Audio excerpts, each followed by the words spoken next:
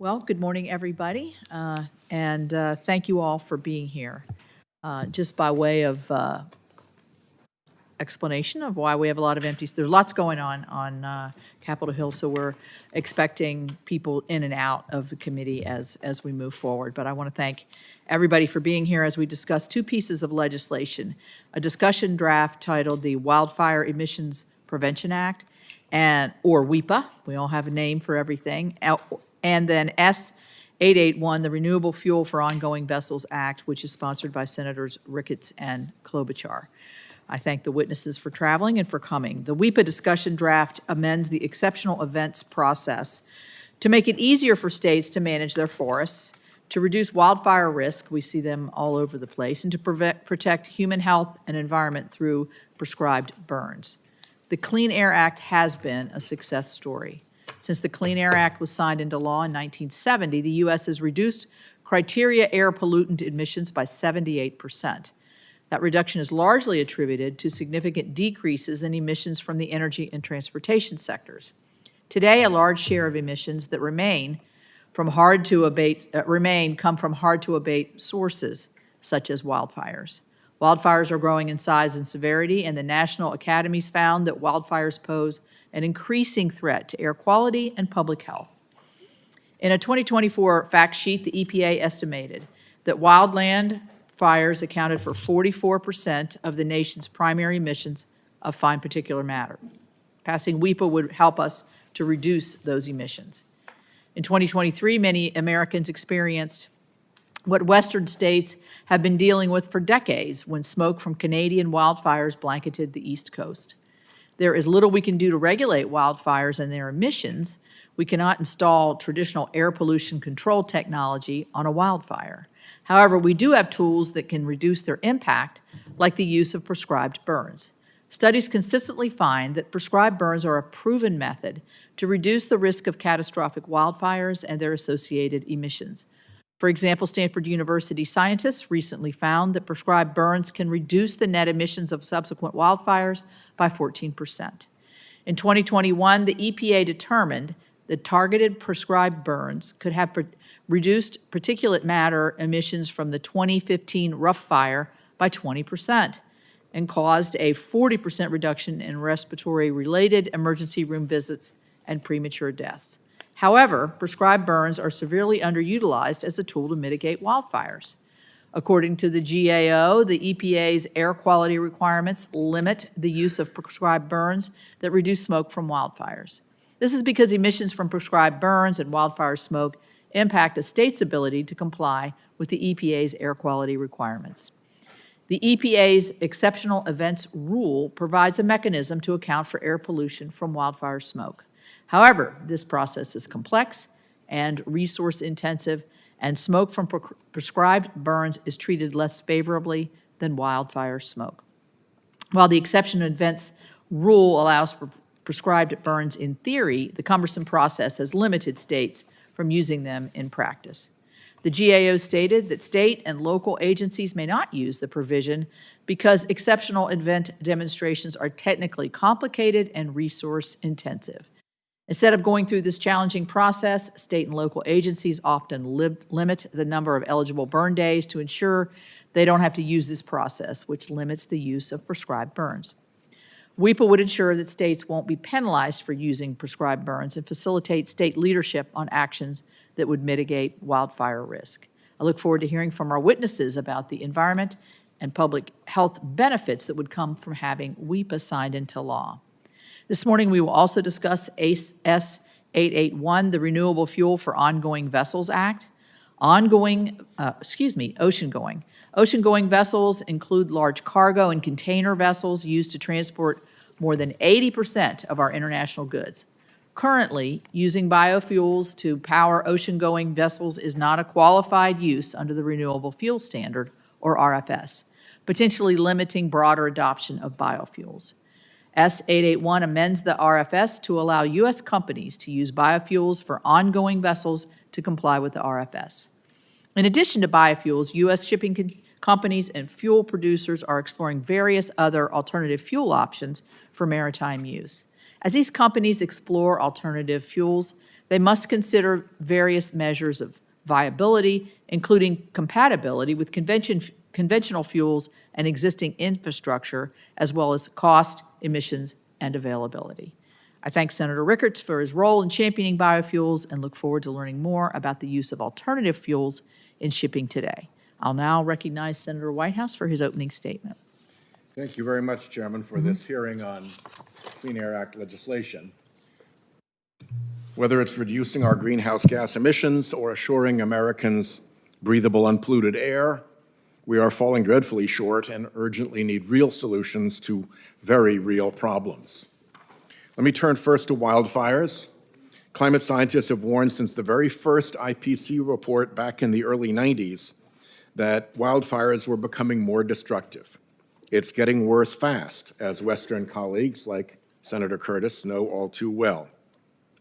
Insurance markets have noticed and pulled back homeowners coverage in wildfire areas just as they have in coastal areas, translating climate risk into rising cost and availability problems for families.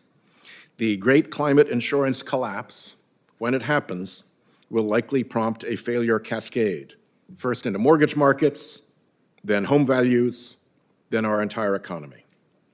The Fed chair has already warned us to expect entire regions of the country where mortgages just aren't available. I ask that my more complete warnings list be appended as an exhibit to these remarks. Thank you. Better forest and land management has a role, but as Stanford Professor Michael Wara said in our Budget Committee hearing, these fixes may help win wildfire battles, but without addressing climate change, and I quote, "we're going to lose the war." To vessels, a quick victory is near on maritime fuels. Marine shipping is a major source of greenhouse gas emissions, fueling wildfires around the world. If marine shipping were its own country, it would be the world's 6th largest carbon polluter.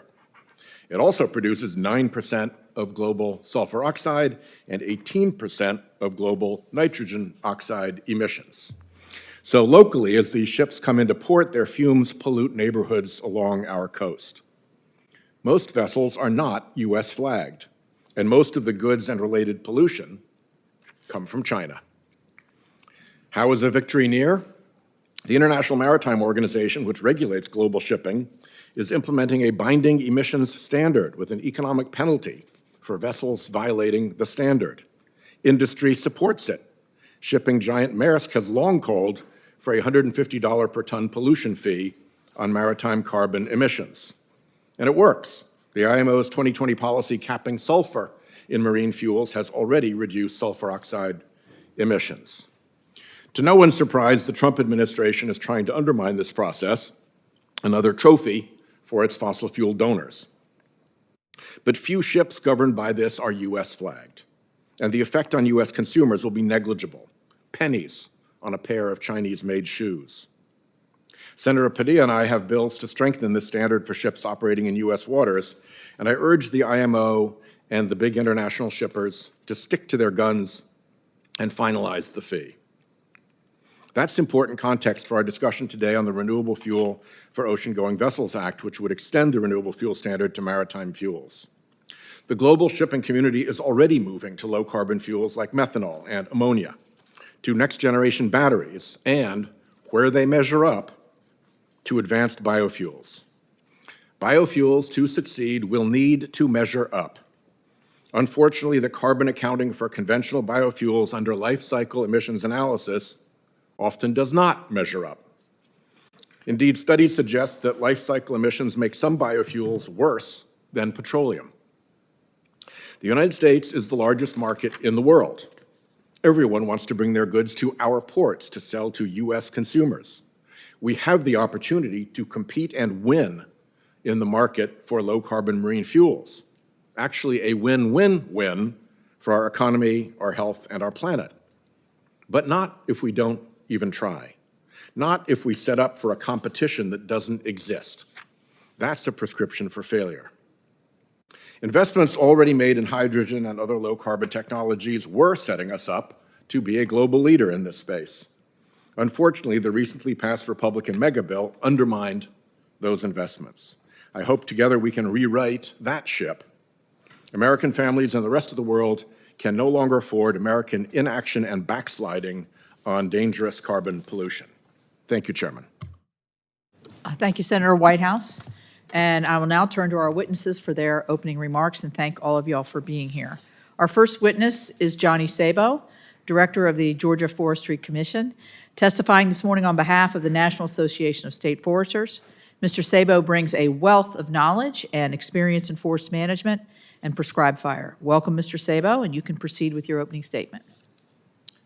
Thank you, and good morning, Chairman Capito, Ranking Member of the White House, and members of the committee for inviting me to this hearing today and for the opportunity to testify on behalf of the National Association of State Foresters and the Georgia Forestry Commission.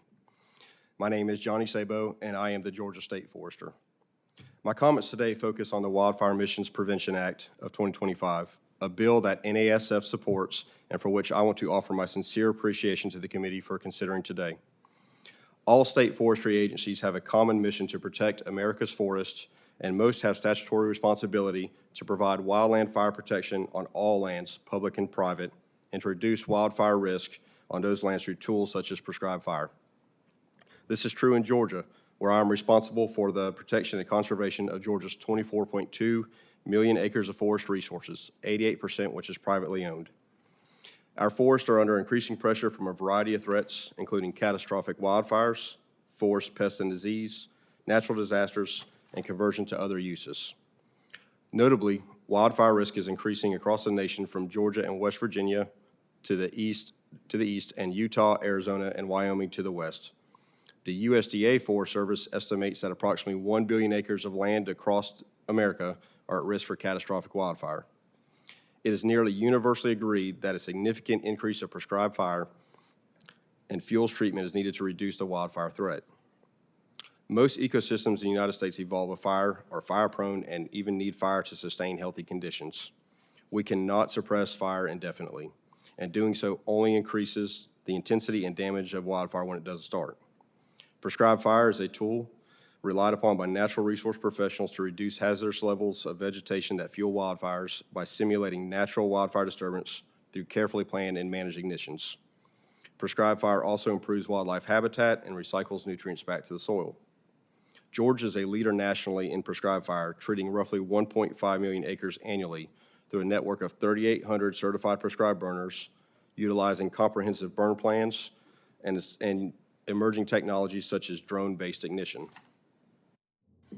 Turning to the EPA Exceptional Events Rule for prescribed fire, NASF and its members have been longstanding supporters and partners with the EPA in implementation of the rule. A key aspect of the Wildfire Emissions Prevention Act is the continued state-federal partnerships that is at the heart of the Clean Air Act by placing priority on engagement with the states, both in developing the rules and in crafting exceptional event determinations for EPA to review. These partnerships have significantly ramped up in the wake of the lowered PM 2.5 air quality standard in 2024. States like Georgia have been actively working with the EPA and making sure the tools and processes are in place for demonstrations to proceed.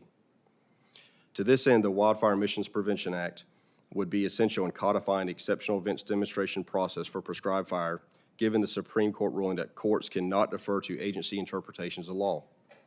We particularly appreciate that this bill would clarify exceptional events to include activities such as prescribed fire that are, quote, intended to mirror the occurrence or reoccurrence of a natural event.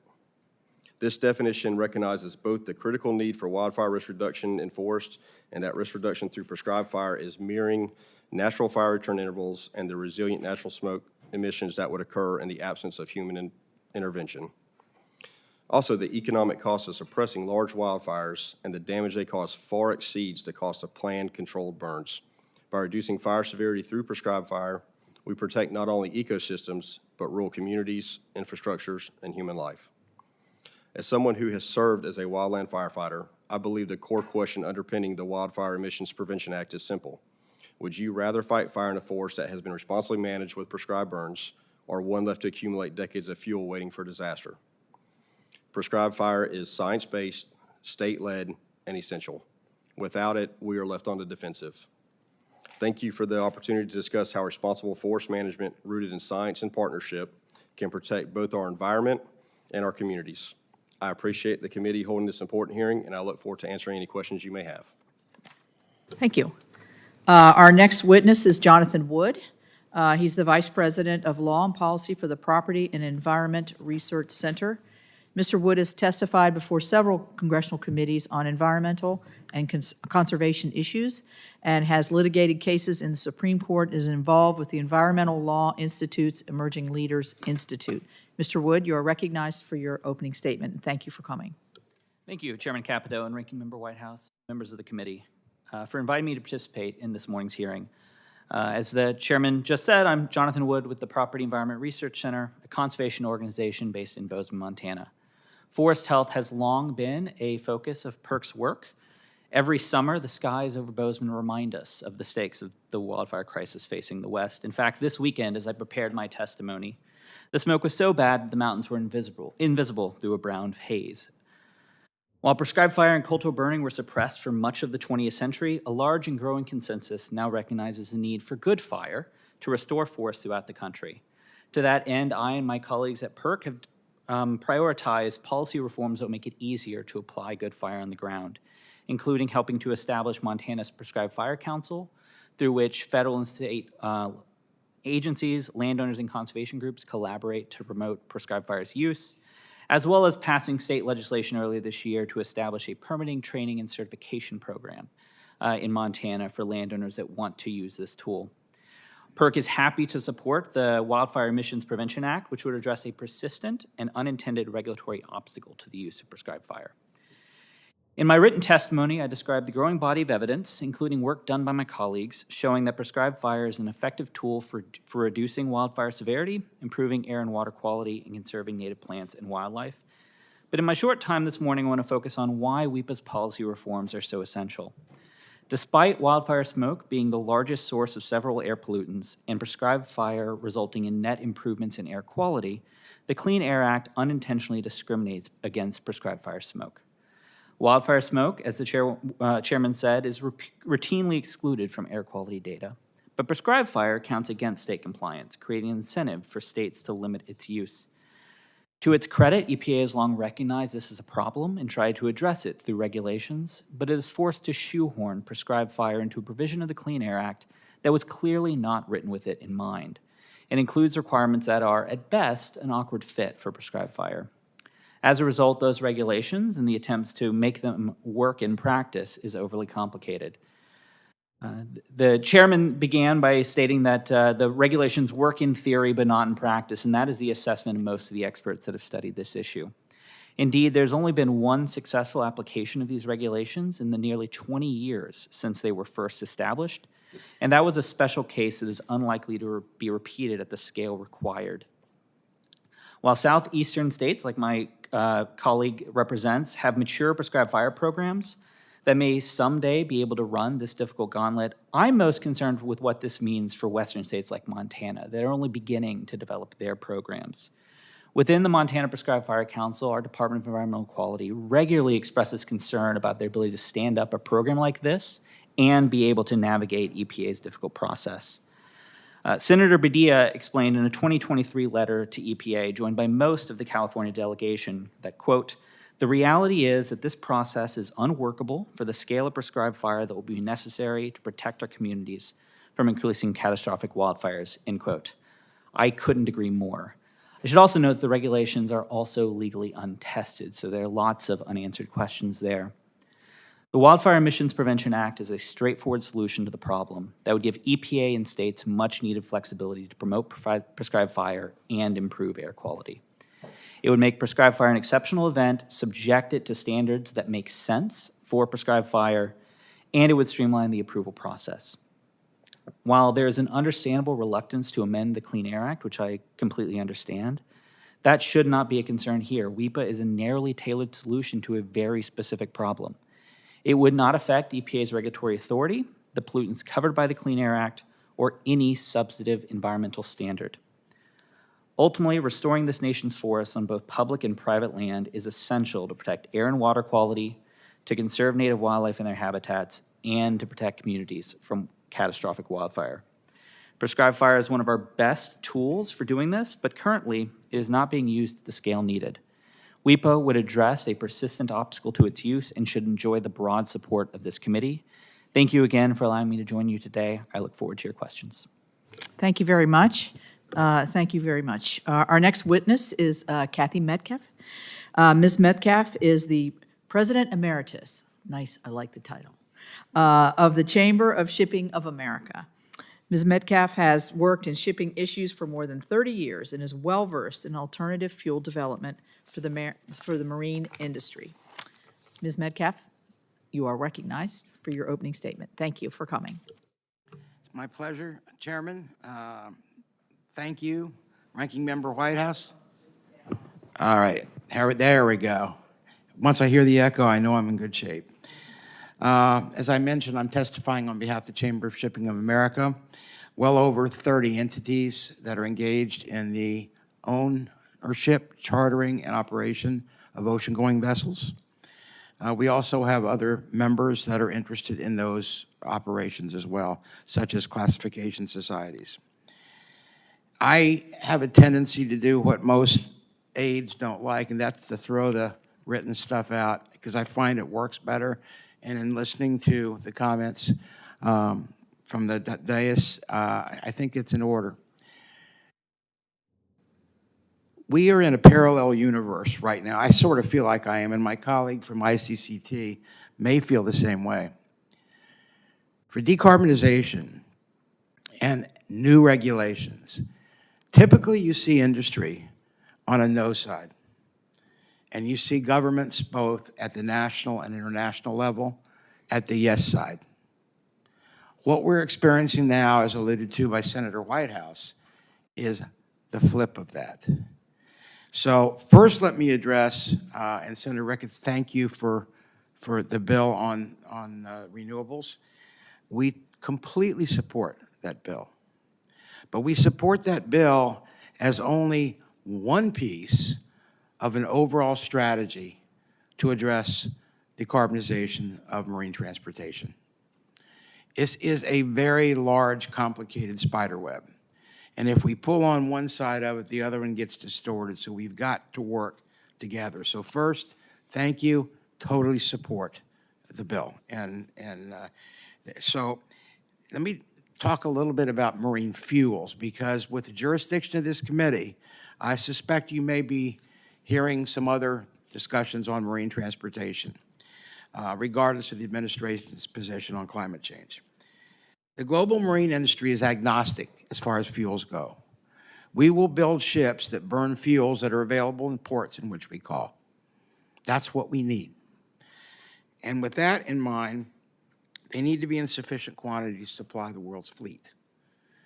We also have the domestic fleets as well, which is a little easier to manage because the range of those voyages are much more determined and shorter. We're not talking about the entire globe. With that in mind, I just want to add that there's a number of fuels that are being discussed over the last 20 agonizing years at the International Maritime Association. We are on the cusp of an agreement with an extraordinary session scheduled for October. And we are hopeful that that will move forward, likely without the U.S. as a party, from what we understand. But that's okay, because global shipping is not just the United States, although a lot of ships come to the United States. The good news is if we get a global agreement, those ships coming to the United States are going to have to comply with a global standard, even though the U.S. would not require it. So that's a side benefit of that happening. What fuels are we looking at? Well, obviously, renewables, biofuels. Biofuels are unique in the fact there's a bunch of different base biofuels, and each one has a different profile. Marine engines have to be designed for a specific profile. So I can't just have a marine engine that runs on any biofuel. It's usually a particular biofuel. With that in mind, the only concern we have with marine fuels or biofuels is the fact that we are going to be in direct competition with land-based users. And there's some concerns globally and also within the United States as to whether the quantity is going to be available in sufficient measure. let's just talk last now about marine vessels. What do we have to look at to make sure that we can keep moving and moving cargo? You have to look at trading patterns. Tramp vessels go anywhere in the world based upon the charter, or the buses of the seas, which are the container ships, which have very fixed patterns. We have to look at vessel types, power demand, the vessel age. Is it economical to retrofit a vessel to use an alternative fuel, or is it better just to scrap it and build a new one? And then obviously we need the infrastructure to be able to take the fuel from the producer to the ship. So I thank you for the opportunity to testify. Thank you, Senator Ricketts, for your bill, and happy to answer any questions. Thank you. Thank you very much. Our next witness is Abhi Vijayan. Did I say that correctly? It's Vijayan. Thank you, Chairman Vijayan. Capito. Yes, thank you. Ms. Vijayan is a senior climate attorney at the National Resources Defense Council. Previously, she was an attorney for EPA's regional office in Texas and served 11 years in EPA's Office of General Counsel, including as lead for the National Ambient Air Quality Standards Group, known as NAAQS. Thank you very much for being here. Thank you, Chairman Capito and Ranking Member Whitehouse, for the opportunity to testify today. As noted, my name is Abhi Vijayan, and I am a senior climate attorney with the Natural Resources Defense Council. From my experience as a former EPA attorney and working with scientists and experts in air quality, public health, and climate science, I know that wildfires are dangerous to human health and welfare, are exacerbated by climate change, and are increasing every year in intensity. Wildfire destruction causes the U.S. billions of dollars annually and causes a significant amount of air pollution that is unsafe for Americans to breathe, particularly emissions of fine particulate matter, or PM2.5, and ozone. Over 150 million Americans live in areas that suffer unsafe levels of smog and PM2.5 pollution, and breathing these pollutants can cause a litany of health issues, including lung disease, cardiovascular problems, stroke, and premature death. Under the Clean Air Act, the EPA sets air quality standards for PM2.5 and ozone, and states, of course, have primary responsibility for assuring that the areas within their jurisdiction attain and maintain those standards, with the EPA then determining whether those states are in attainment. Under Section 319 of the Clean Air Act, there is clear legal authority for finding that both wildfires and prescribed fires are exceptional events as implemented by EPA's regulations, which again clearly state that prescribed fires can be qualified as exceptional events. I would note that those regulations have been challenged and upheld in the DC Circuit, so remain good and effective law, and the time to challenge those regulations has long since passed. While prescribed fires have been used to address wildfires, they historically have not been demonstrated to be make or break events that push states into non-attainment, and they do produce pollution, particularly emissions impacting air concentrations of PM2.5. The EPA has developed a strong regulatory framework and toolkit for states and air agencies that are considering whether to request that prescribed fires be treated as exceptional events, and air quality data influenced by such treatment be eligible for certain regulatory exclusion. The EPA's 2016 exceptional events rule clearly states that, again, prescribed fires can be eligible for treatment as an exceptional event if the required demonstration is made and the regulatory criteria are met. EPA has also explicitly addressed these criteria in those regulations and released a number of helpful guidance documents as well as templates and tools to assist states in meeting those statutory and regulatory requirements, specifically for prescribed fires. For example, in November 2024, EPA issued a demonstration template for prescribed fire events on wildlands that may impact PM2.5. This template provides clear and helpful information on what data a demonstration for a prescribed fire could look like, as well as a conceptual model for states to assess and develop as appropriate for their particular facts.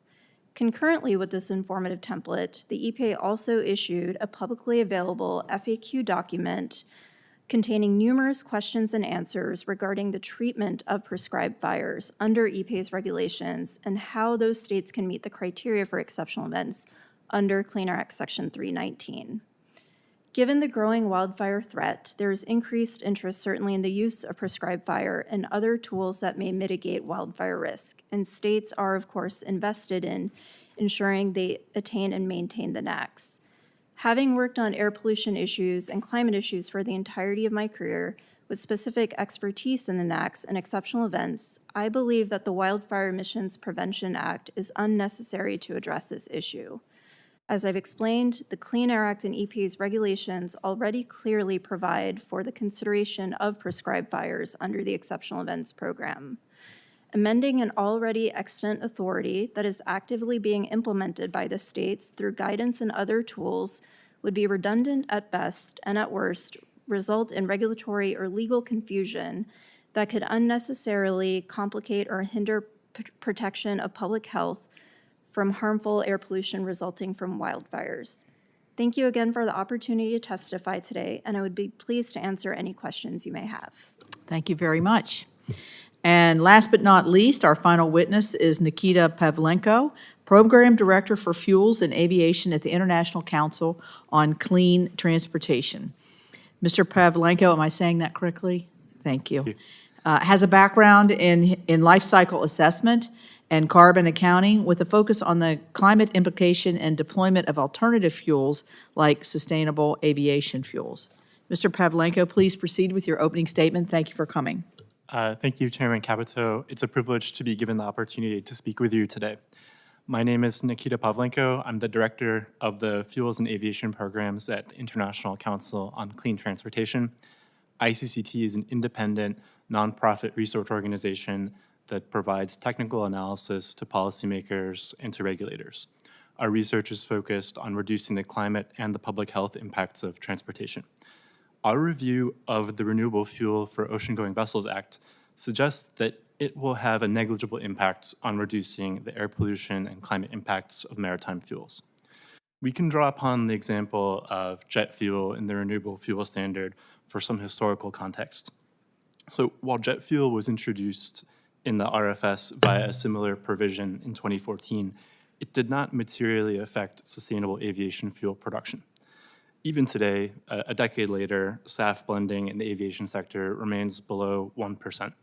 This type of opt-in provision does not mandate the production of either maritime or jet fuel. It only means that if a producer produces it, they can opt into the RFS program and generate RIN credits. But there's also some further reasons why renewable maritime fuels may fail to reach the market and may face an even steeper slope than sustainable aviation fuels. Given compatibility issues, the likeliest renewable maritime fuels produced in the near future would be something akin to biomass-based diesel. In most cases, it's much more lucrative to sell that fuel into the road sector. There's a few reasons why. Renewable diesel commands a higher market price. It qualifies for credits in West Coast's low-carbon fuel standard policies, and it can be used for compliance under West Coast cap-and-trade programs. By instead selling into the maritime market, a producer is losing out on all of these valuable incentives. Including renewable maritime fuels in the RFS can also create some unintended second-order effects as well. For example, the inclusion of a new sector may prompt EPA to propose higher volume targets in future RFS rulemakings. Our analysis of the summer 2025 rulemaking suggests that this may exacerbate underlying issues in the program that we have identified. The current proposal already raises advanced biofuel volumes in excess of domestic availability, while also reducing the compliance value of imported feedstocks. This has the contradictory effect of, one, further increasing the quantity of advanced biofuel needed to meet obligations, leading to even greater reliance on foreign imports, and two, raising prices, all of this for very little, if any, climate benefit. If the inclusion of maritime fuels is used as a justification for further increases in RFS blending targets, we risk deeper trade imbalances, diversion from food markets, and price increases. Now, there are several promising pathways for producing sustainable alternative maritime fuels that could achieve deep greenhouse gas savings, whether using biomass waste and residues, cellulosic energy crops, or via e-methanol or e-ammonia. However, the current structure of the RFS, even with this proposed change in eligibility, does not create sufficient value certainty to incentivize producers to enter the market. Interviews and surveys of project planners and industry stakeholders in the SAF industry suggest that policies that mitigate investment risk and complement top-down mandates such as the RFS are critical to ensure the deployment of the more challenging, lowest carbon fuel pathways. Further, promising non-biomass-based pathways such as blue ammonia or e-methanol are not even eligible in the RFS and would thus not generate RINs despite their potential emission savings. One potential outside development which may influence the impact of this proposed revision to the RFS is the implementation of IMO's net zero framework, which includes a global fuel standard that could offer a powerful complementary signal to decarbonize maritime fuels. If that policy does move forward, it could then backstop this proposed change in the RFS. But to have a meaningful impact on climate, it must too correctly account for indirect land use change emissions or include some other forms of meaningful safeguards. To conclude, while the promotion of alternative fuels in the maritime sector is a laudable goal, doing so through the RFS opt-in provision will likely provide a minimal signal. If used as a justification for higher volume targets in the future RFS rulemakings, there's a risk that this could further increase the demand for virgin vegetable oils beyond domestic availability with unintended trade, climate, and price effects. Thank you for your time, and I'm happy to answer any questions. Thank you all, and we will proceed to questions, and Senator Curtis is going to start us off. Thank you, Madam Chair, and thank you for letting me slip in line here a little bit. Of course. We've got a couple of police officers we want to honor in Utah, and I need to be on my way to do that. And Ranking Member, thank you as well. I'd love to start by a shout out to my colleague, Senator Padilla, for his work, and Senator Hickenlooper and Sheehy on Fix Our Forest, which has a section for prescribed fires in it. And I think that's important legislation that the Senate will be considering soon. I'm also really pleased to be working on the Wildfire Emission Prevention Act, WEPA. A big thanks to committee staff, to Chair and Ranking Member, and of course to my staff for bringing us to this point. I think it's fair to say in Utah, we know firsthand the burdensome problem with wildfires. This year has been a record year, not just for Utah, but for the West. And we also know the burdensome problem of waivers and processing through all of this as well. I also want to start by acknowledging that Utahns very clearly are in tune with leaving this earth better than we found it, and that emissions are a big deal, that this bill is not an attempt to get a loophole into emissions, but a firm belief that done well, we can actually reduce emissions through the proper prescribed burns. So I'd like to begin with Mr. Sabo. Could you just explain from your perspective why these prescribed burns are so important, particularly in the West, where we now say that our wildfire season is not seasonal, it's literally year-round? Yes, sir. Thank you. Thank you, Senator. As you stated, they are extremely important, right? And we spoke about, or I testified about, if we do not have prescribed fire, we are constantly playing defense, which, a lot of my colleagues do continually out West. First off, most ecosystems, especially in Georgia, they evolved with fire and need fire to thrive. It naturally thins out stands, is good for the wildlife, early successional species, and in the Southeast, such species as gopher tortoises that are keystone species. And then we also utilize firing techniques that, allow us to both protect the forests, and wildlife at the same time, where wildfire does not care. It does not protect anything. It does not hesitate to cause destruction. So prescribed fire is an essential tool in which we can mitigate those risks, and we can protect the timber, protect our communities, and protect the firefighters alike. We have a unique characteristic in Utah of the dryness. I was in Acadia National Park and was surprised at all what we call fuel on the floor.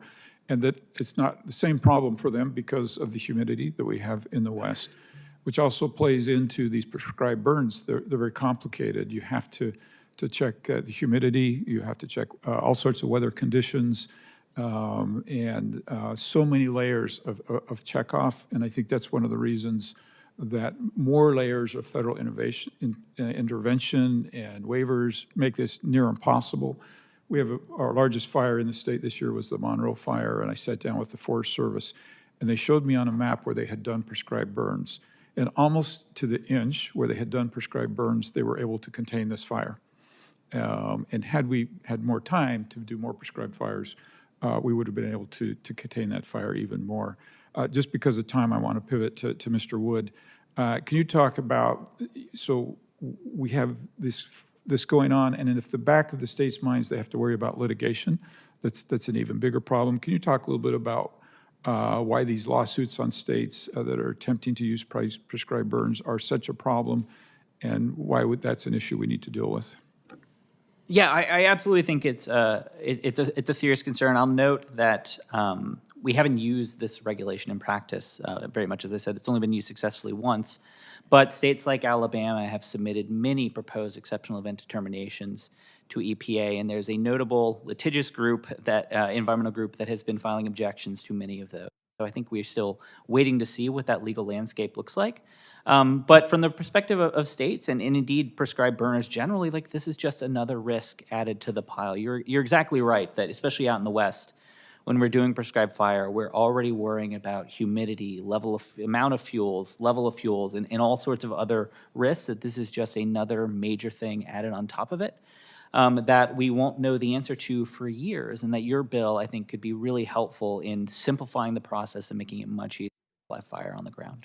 Thank you. I'm out of time. I yield my time. Thank you very much. Yeah, thanks for your consideration. Senator Whitehouse.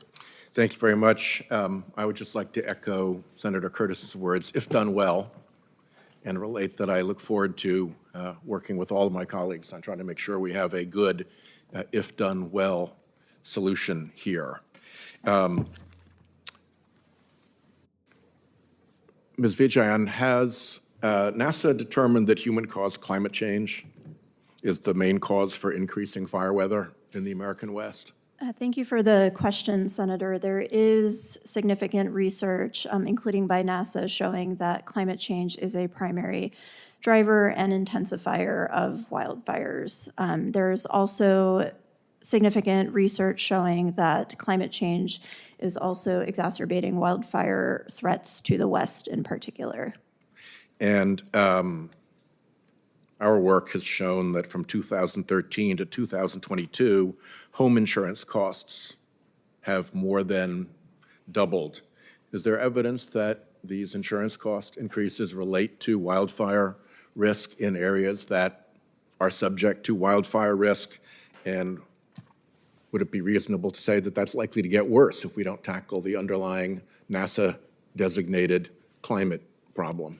I appreciate the question, Senator. I will note that I am not an insurance expert, but based on my expertise as an air attorney and climate attorney, and given the incontrovertible evidence that climate change is causing and exacerbating the problem, wildfires certainly, again, are leading to billions of dollars in property damage. And so given that the wildfire threat is ongoing and worsening, I think it's reasonable to say that, apologies, that threats to property damage will also be at great risk and likely of reoccurrence. And as a homeowner, again, even though I'm not an insurance expert, I do know and have experienced that when insurance companies raise rising costs, they do pass those costs on to property owners, and homeowners then are at risk of rising costs as well. And while a prescribed burn is likely and hopefully less of a conflagration than a full-on wildfire, it nevertheless creates the same risks of health impact that a full-on wildfire does, although as a lesser conflagration to a lesser degree. Is that a fair way to look at this? Yes, definitely, Senator. It is unquestionable that smoke from fire does cause emissions that lead to PM 2.5 and ozone impacts, among other pollutants. And the fire doesn't care whether It it was does not- prescribed or not prescribed. It does not distinguish between the type of fire. Mr. Pavlenko, the IMO has put forward a proposed carbon price for marine shipping emissions with strong support from within the industry, the international industry. Why do you believe the industry supports those market-based mechanisms? Thank you for the question, Senator. So when it comes to the industry, in my view, what they value is stability and predictability. And so when it comes to investing in maritime decarbonization, you're dealing with an industry that's very risk averse. Ships have a very long lifetime, much longer than a passenger car, for example. So when you're thinking about what investments you're making for your choice of ship, your choice of fuel, you want stability, predictability, and a global scheme that's consistent across different jurisdictions will help to ensure a level playing field for the international maritime shipping industry. Yeah, and to the question of a level playing field, presumably those that want to behave well don't want to see people who cheat get a price advantage. So the emissions fee would protect against that as well, would it not? Yes, definitely. However, with respect to the emissions fee, there is still important decisions to be made at IMO on how it is levied and how greenhouse gas reductions are counted. And it's still critical for IMO to ensure a truly level playing field by ensuring accurate carbon accounting. And So to that point, let me ask you about the phrase you used, indirect land use change. Why does that matter and why should it be counted? It's critical because it's an important component of the well-to-wake life cycle emissions attributable to different fuels. So all else equal, when you create demand, let's say new demand from the maritime sector for something that uses dedicated cropland, let's say a crop-based biofuel, you're increasing pressure on land use, and that could lead to indirect market-mediated effects like deforestation. Now, it's not just limited to deforestation. You can increase yields. You can use marginal lands. You can shift food away from other sectors. And so that's why you have to use these complex economic models to balance all these different ways of responding to that demand and figuring out what the emissions from indirect land use change might be. Now, Short answer, proper scoring matters, correct? yes. So Thank you. Our time's up. Thank you. So I'll begin my questions. I want to start with you, Mr. Sabo. You mentioned in your opening statement that you had 3,821 certified burn. Describe to me, are those individuals that can actually have a prescribed burn on their personal property? Is that how that works? That is correct, Chairman. To the degree, those are the professional practitioners. Georgia offers what we call a certified prescribed burn program, where we educate land managers, private forestry consultants, and we'll teach them how to best manage their smoke if they're burning next to critical infrastructure, state laws, resources that are available to them, and give them knowledge to where we know that when we issue them an authorization to burn, they're a little bit better than just somebody that's never done it before. If Right. that makes sense. And then they also have to have a few burns under their belt before we actually issue them a certified number. Okay, okay. Mr. Wood, as I look at it from a practical standpoint, obviously I'm on the East Coast. I think Mr. Sabo mentioned West Virginia. We have a lot of forest land, and we've had our experience with wildfires, although nothing compared to what you're seeing in Montana. If I look at it from a practical matter, what I'm hearing are prescribed burns are smaller, more contained to prevent a larger uncontained, which would have more pollution associated with it. So from a practical standpoint, what you're trying to prevent are the larger fires that are more damaging to our atmosphere and particulate matter and all that. I mean, that's the crux of the argument that we're having here. Am I correct in that? Yeah, this is exactly right. Prescribed fires are lower intensity, and you control when they happen, so that the smoke is less destructive. I described in my oral testimony that this weekend you couldn't see the mountains from Right. Bozeman because of wildfire smoke. That doesn't happen from prescribed fire. So when you say at the exceptional events prescription that you can use through EPA, is nobody's using it. It sounds like very few use of that. Would the two They're of you agree? trying, and my colleague can speak to that. It's just not working. Right. So why is it not working? Is it just pent up in regulation, or, and this bill would clarify those? It would help bring clarity. So Georgia, in February of '25, submitted 129 exceptional events. 89 of those were prescribed fire. That was from 2021 to '23. So that took that long to quantify everything, and we have still not heard back from EPA. We're ready to submit another 20 for 2024. But if as these stacked up, if they are denied, if somehow this gets viewed to where prescribed fire is not an exceptional event, then we start seeing non-attainment areas potentially, and we lose the ability for prescribed fire. And then states like Georgia then become states that are not utilizing prescribed fire and have catastrophic And being wildfire in, risk. in non-containment damages your state, how? One, we use Obviously, we the can- health aspects. but, Right, yeah. right. So we could lose the ability for prescribed fire, and then, even things when, like, we're talking about attracting industry, different levels in there. So Right. it takes away that headspace. Okay. Ms. Metcalf, let me talk a little bit about alternative shipping fuel. I thought you did a really nice job of sort of educating the uneducated on this issue. We obviously don't have big shippers going out of the state of West Virginia. They can't quite get through the Virginia. That's a problem. But Give it time. give it time. Oh, I fed right into that, didn't I?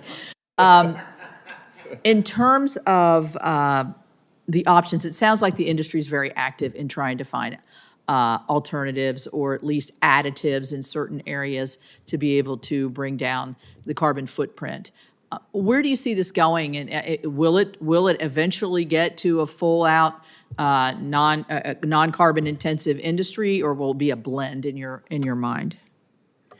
Thank you for the question. Excuse me. First of all, ammonia, hydrogen, my colleague, ICCT, went through a number of them. Methanol, slightly politically hot one, nuclear. There are some small nuclear reactors that people are looking at as potential energy sources for port operations. No, I don't think it's going to be a mix. The ultimate goal, excuse me, is to go to zero emissions by 2050. That is the IMO goal. Now, whether we get there or not, we can have that discussion over a Right. beer later. Right. But that is the goal, and there will be no room for high polluting or high GHG emitting vessels as we move through time. As you move forward.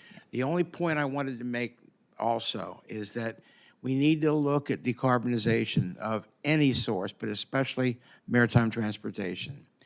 It's not a light switch, it's a transition. Right. And it takes time Right. to get there in a wise and economical way. Right. Thank Thank you. you. Senator Kelly. Thank you, Madam Chair. I want to also discuss the Wildfire Emissions Prevention Act. I wish I had more time to talk about ships, something I'm very interested in. But the goal of this bill is to reform the exceptional event process under the Clean Air Act. So basically, the process is intended to make sure that local regions aren't penalized for air pollution that they cannot control. This process needs improvements, and we need to do this in a way that also protects air quality. So I have some technical questions for our witnesses about the specifics of this bill. So let's start with the definition of exceptional events. The Clean Air Act doesn't explicitly list these types of exceptional events. It just says an exceptional event is something that is not reasonably controllable or preventable. So, Mr. Wood, can you very briefly explain why that's an issue when it comes to prescribed fires? The simple reason is that if you're doing prescribed fire well, it is controllable and it's done on a recurring cycle. As we've talked a lot today, EPA has tried to make prescribed fire fit in that language, but if you were writing this from scratch, you would never include that language to cover prescribed fire. And prescribed fires can help prevent worse wildfires in states like Arizona, and states in the West. That's pretty clear. But right now, the Clean Air Act could penalize a state for using prescribed fires if it makes emissions worse, which just means that we get worse wildfires in the future, and then we also get worse air quality. And that seems like something we should fix. But this bill seems to go too far in certain places. It redefines exceptional event as an event that prevents more severe emissions. Do you agree with that? Yes, that is one of the factors that would be required for prescribed burn to qualify under the current text. And Ms. Vijayan, am I pronouncing that correctly? Thank you, Senator. It's Vijayan. Vijayan, thank you. There's also a new definition added for actions that mitigate wildfire risk. And my read of this is it also could be read to include industrial emissions. Is that correct?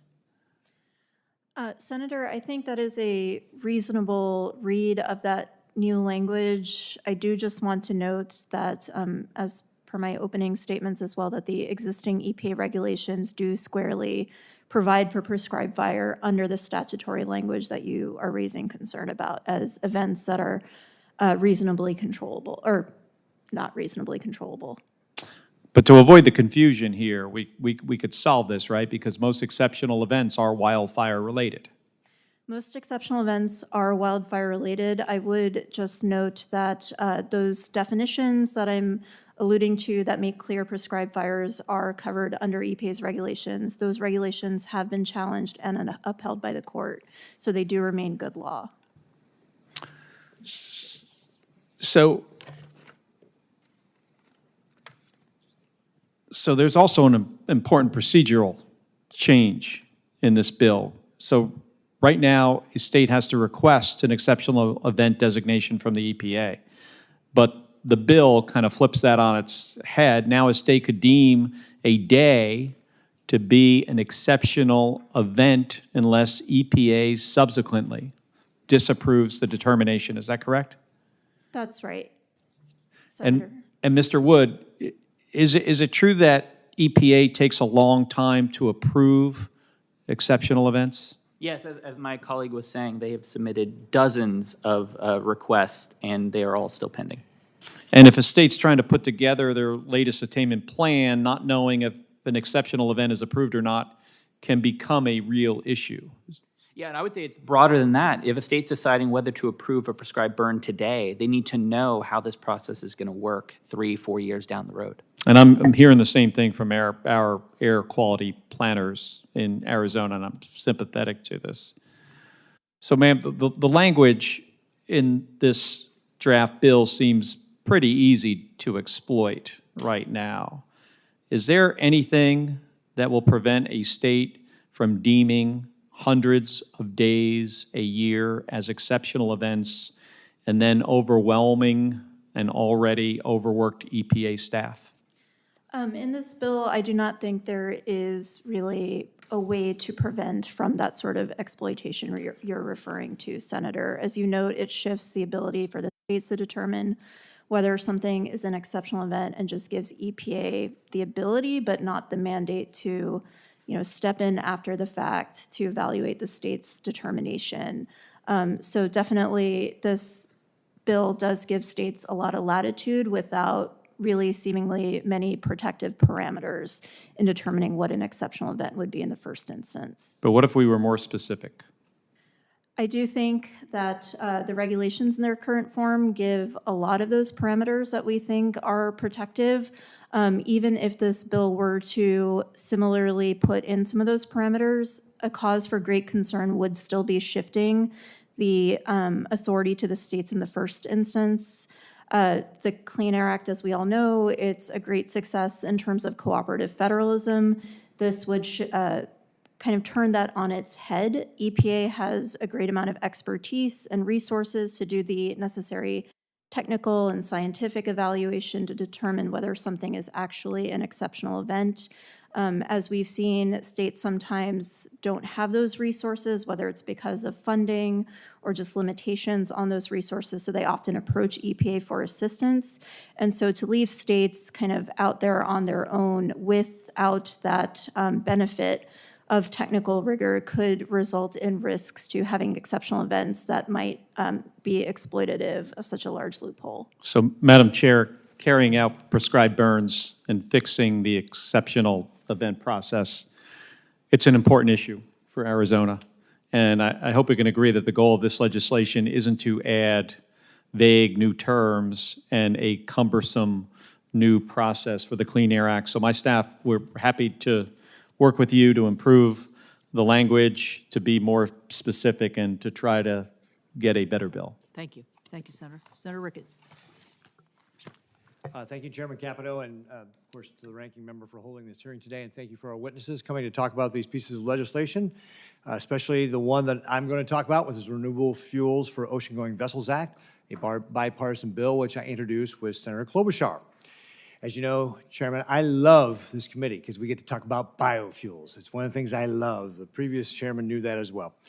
In Nebraska, agriculture is the backbone of our economy, and biofuels provide an important market and benefit energy consumers, agricultural producers, and the environment. It's really a win-win-win. Last time I went and filled up with E10, 89 octane, at my local Hy-Vee, I saved 45 cents a gallon versus the regular 89 octane gasoline.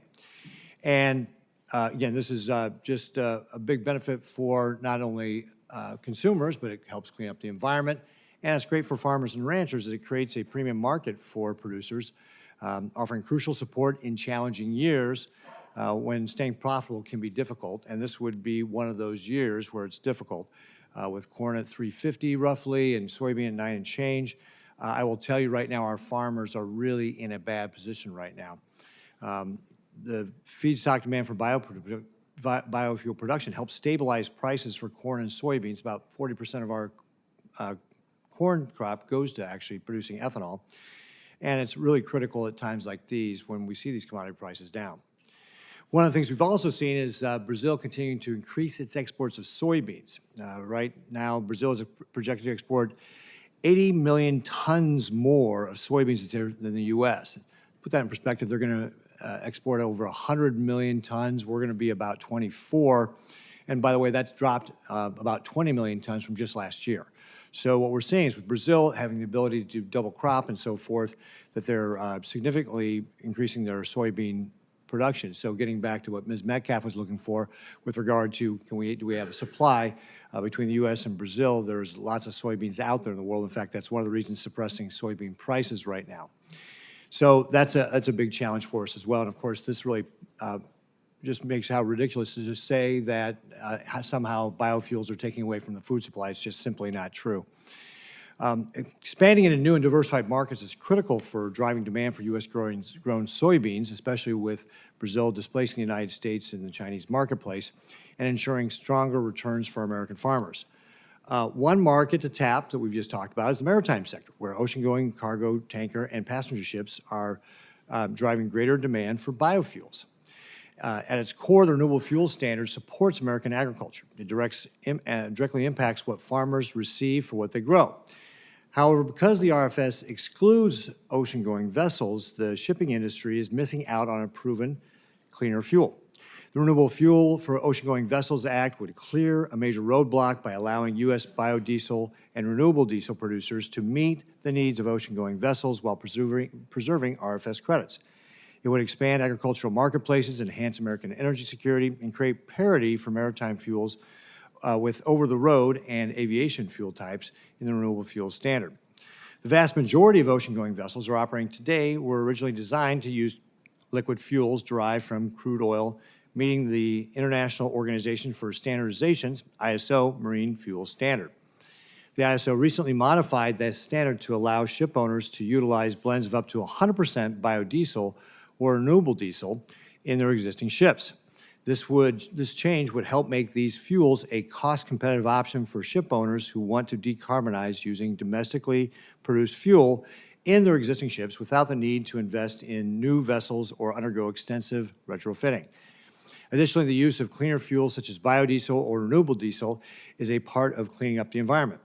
The ports of Los Angeles and Long Beach, which together handle 40% of the containers entering the United States, produce 100 million tons of smog every day, more than the daily emissions of 6 million cars in Southern California. A typical ocean-going vessel carries between 1 and 4 million gallons of fuel, depending on the size and route. If a vessel runs on, say, 2 million gallons of fuel blended with just 5% biodiesel, that's 100 million gallons of biodiesel used on a single ship. When just one ship makes that switch, it cuts about 504 pounds of particulate matter and 564 pounds of hydrocarbons from the air. And that's only with a 5% blend. A 100% biodiesel blend with one vessel using 2 million gallons would cut particulate matter by 5.04 tons and hydrocarbons by 5.64 tons. And obviously, the more you multiply, the more that savings goes up.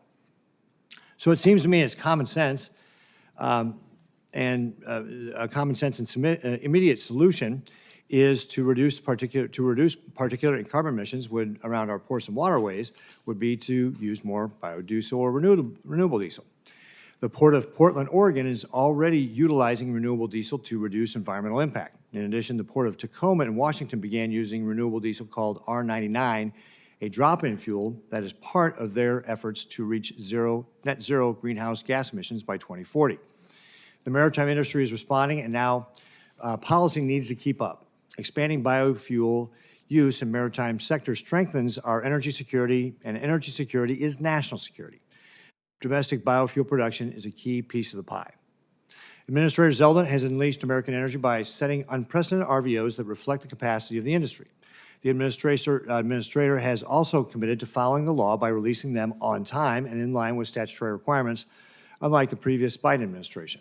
Biden's EPA missed the mark for advanced biofuels by setting volumes for the targets at over 2 billion gallons below and finalizing the RVOs below industry capacity.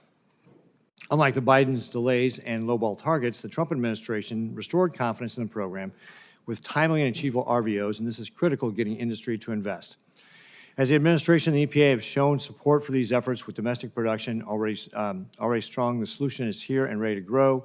This bipartisan bill will deliver new market opportunities for Nebraska farmers who have played a critical role in creating the strong biofuel economy. And thank you, Chairman, for letting me go on. You told me I could do that ahead of time, so just remember you said that. Ms. Metcalf, do you agree that biofuels are a practical part of the fuel mix for ocean-going vessels? Absolutely. Do you agree that the maritime industry has a need to expand access to these fuels? Maritime industry has a need to expand access to all fuels across the spectrum, but biofuels is certainly one of the big ones we're looking at. So maybe could you just talk about, because you mentioned some of the other technologies that are in the marketplace right now. Can you just talk about what's being developed and relative, where is that being adopted? I mentioned the Port of Tacoma, I mentioned the Port of Portland using biofuels, but what else is out there and where is it relative to biofuels as far as the maritime industry? Well, let me speak globally. In the U.S., we've got a lot of detached good ideas that I would like to get some sort of an idea magnet and get them all in one room so we could have a really concerted strategy development. But globally, we're looking at ammonia, hydrogen, methanol, LNG, LPG, biofuels, and electric hybrid, although I will warn you that people think electric's the answer. If you're going to have a 50,000 deadweight ton tanker and expect to get it across the Pacific, with batteries, you're probably going to have room for about 100 gallons of fuel because the rest of the vessel is going to be carrying batteries. So there are hubs globally. There's hubs in Singapore. There's hubs in Northern Europe. The Maersk Foundation is looking at a variety of fuels. But what we're seeing is certain areas are focusing on certain fuels. So let's say Northern Europe is looking at methanol. Some other area is looking at hydrogen. So we don't expect one fuel to be the fuel of choice globally. And so the technology development, obviously relative to the development of engines that can burn these, not burn, propel themselves. We don't use burn anymore, right? When we're taking fossil fuels out of the mix. Right, Or control burn, that's a burn, very yeah. different thing right there. If it's control burn, it's very And that's different. when my ship sails into your forest. But there's a number of technologies out there. And again, the fuels development. It's, in one case with biofuels, it's a little bit of chemistry, but a lot of agriculture. In the case of these other fuels, it's a lot of chemistry. And obviously, when I say ammonia, hydrogen, we also have safety issues, carriage issues, how to deal with those fuels. It's a whole new world. So I hope I've answered your question. Yeah, great. Thank you, Ms. McDuff. I appreciate that. And again, I just emphasize that if you look at the soybean exports of both Brazil and the United States, and frankly, one of the things that I've been told is that we have shipped a lot of soybeans to the Pacific Northwest right now, and there are 0 orders from China. So we have a lot of soybeans on hand. So getting back to your point about, is there a supply available to handle it? Obviously, there'd have to be more investment in crush plants to be able to do that. But we are seeing that investment in Nebraska, and I think with a robust RFS, you'd see continued investment in being able to get that done. And I would also like to submit a couple of letters I've got for the record indicating support from stakeholders for the Renewable Fuel for Ocean-Going Vessels Act. Thank you, Chairman Capito, and again, Ranking Member, for our hearing today. I look forward to Thank continuing you. to work We'll- on this. We'll submit Thank you. those without objection. Senator Blunt Rochester. Thank you, Chairman Capito, and to the ranking member, and thank you to the witnesses for being here today. Although as written, I cannot support the Renewable Fuel for Ocean-Going Vessels Act, I want to recognize the bipartisan effort to focus on legislative solutions that support decarbonizing the marine vessel industry. And I hope that we can continue the conversation by focusing our efforts on bipartisan solutions that make significant reductions in pollution from maritime fuels. During my time in the House, I fought for the EPA Clean Ports Program, which was based on my Climate Action Planning for Ports Act. That program was an important step to help ports decarbonize by investing in climate action plans and zero emissions port equipment infrastructure. Decarbonizing marine vessels is another critical component to reducing air pollution at ports and in coastal communities like those outside the Port of Wilmington. Congress established the Renewable Fuel Standard to reduce greenhouse gas emissions and help expand the renewable energy industry. Mr. Pavlenko, can you discuss to what extent the Renewable Fuel for Ocean-Going Vessels Act will help reduce greenhouse gas emissions at ports and in coastal communities? Sure. Thank you for the question, Senator.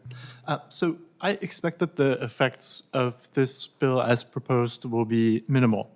So on its own, this bill only allows maritime fuel producers to tap into the RFS, but it, at its core, is fundamentally a mandate for road sector biofuels. It does little to stimulate demand. All it does is narrow the price gap somewhat between producing a fuel for the maritime sector and producing one for the road sector. However, absent some kind of outside policy, say IMO's net zero framework or a separate dedicated maritime fuel policy here in the US, it just won't make very much economic sense to sell fuels into the maritime market because you're losing out on incentives from West Coast cap and trade policies, from West Coast low carbon fuel standards. Furthermore, it also, by including this within the RFS, you're leaving a few very important options off the table. So for example, onshore power supply, using electricity to power ships when they're at berth, is a relatively low-hanging fruit to reduce emissions at ports. It's cost-effective, reduces climate impact significantly, not eligible in the RFS. Similarly, e-methanol, e-ammonia, those are not biomass-based in many cases. Therefore, they're not eligible. So based on that, I don't expect this to have a very meaningful impact on port emissions. Thank you. In your testimony, you drew a comparison to a similar provision in 2014 that expanded the RFS program by including jet fuel. You noted that the provision was not successful in materially affecting sustainable aviation fuel production. What else can we learn from this provision in helping to support the decarbonization of the maritime industry and encouraging the production of renewable energy fuel? Definitely. So the jet fuel opt-in has not really lifted the SAF market in the US, but I would say that SAF is a bit easier than biomass-based diesel for the maritime sector, because when you produce renewable diesel, you get some SAF anyways as a co-product of the process. So that provision at least helped them monetize it a little bit. But what we can learn from aviation, the aviation sector, is that you need a stable source of demand. It's not merely enough to allow a fuel to opt in for the program. The aviation sector is very price sensitive, the maritime sector as well. Without meaningful lever to create a market for those fuels, in most cases, those consumers won't purchase them unless you subsidize it down to parity. This bill and the RFS opt-in for jet don't fully subsidize fuels down to parity, hence their uptake has been small. And I know I have about 28 seconds, but I'll leave this question for you and you can answer later. Expanding renewable maritime fuel production is just one way to support decarbonization in the maritime industry and at ports. Mr. Pavlenko, can you discuss other steps that Congress can take to support maritime decarbonization in 7 seconds? I'm happy to follow up. Okay. Thank you so much, and I yield back, Madam Chairwoman. Well, thank you, and thank all of you. I would like to just, since I'm the only one left here, ask Mr. Sabo, as really the practitioner of, in your state, as the state forester. How long have you been the state forester? September 1st was a year, and I was a deputy prior to that. And kind of to respond to Senator Kelly's questioning, it's, in my view, it sort of left an impression that as a state forester, that you would try to take advantage of loopholes and just go full forward and control burns and have it be, I don't know. That's not in Georgia's best interest. I mean, do you want to make a response to that? Thank you, Madam Chairman. Absolutely. As a prescribed fire practitioner, we really try to uphold that practice to the highest standard, right? We don't want to smoke in population centers. We don't want to take advantage of any rules or loopholes. We really just want to keep our citizens safe and our forest healthy. All WEPA does, from how I read it, is ensure that we keep that practice. I've heard today that it's already there and, it's approved, but I go back to Georgia submitted 129 exceptional events and are yet to hear back. And other than the one that was in, I believe, Nevada County, California, nothing has ever been approved, and that was a single fire.